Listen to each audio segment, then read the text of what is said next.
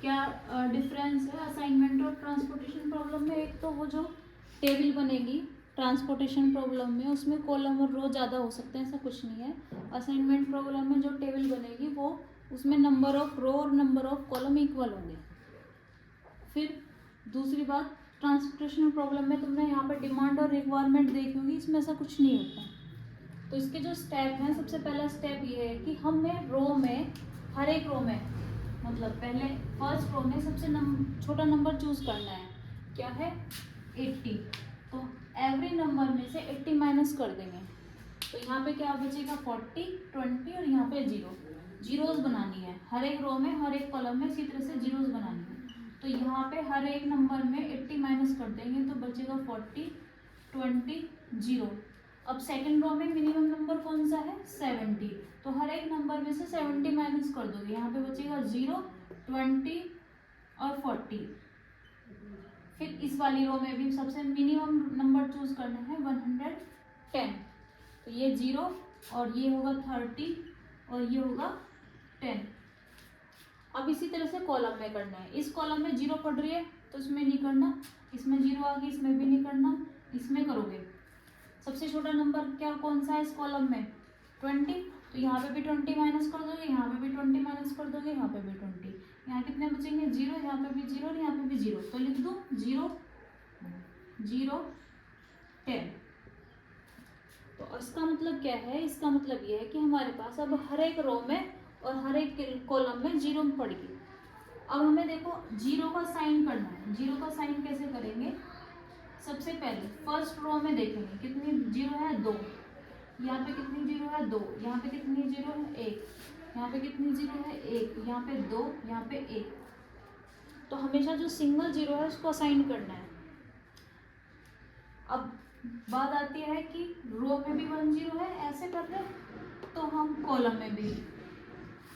तो अगर हम अगर हम रो में लेते हैं तो इस वाली 0 का साइन करेंगे, और इस कॉलम की बात करें तो इस वाली इसको साइन करेंगे। तो ये वाली रो तो अगर इसमें साइन कर रहे हैं तो ये वाली सबसे लास्ट में भी पढ़ रही है, मतलब थर्ड रो में पढ़ रही है। और अगर इसको साइन करेंगे तो ये पहले ही पढ़ रही है। तो ऐसे ही करो, इसको साइन करो क्योंकि ये फर्स्ट नंबर में पढ़ रही है। ठीक है। तो अगर हमने इसको साइन किया तो इस वाले कॉलम में या इस वाली रो में इसके अलावा अगर जो भी 0 पड़ रही है उसको हम क्रॉस कर देंगे। ठीक है।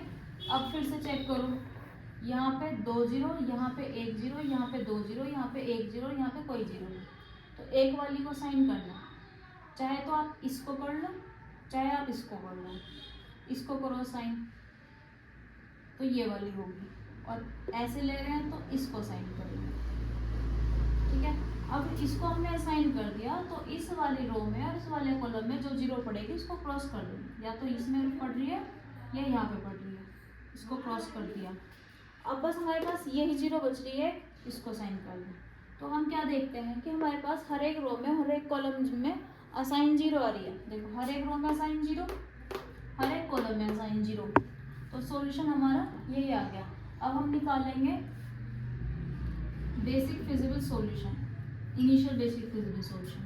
तो क्या लिखेंगे? फर्स्ट का सी नंबर पे आ रहा है ना, फर्स्ट का सी, फिर सेकंड का बी,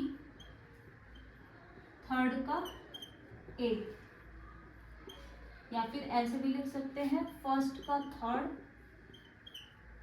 थर्ड का क्या है? फर्स्ट, फिर से, और सेकंड का सेकंड। ठीक है। वो साइकिल बनाते हैं, बाद में करोगे ये। वैसे आंसर आपका यही है। ये तो इनिशियल बेसिक फिजिबल सॉल्यूशन आ गया।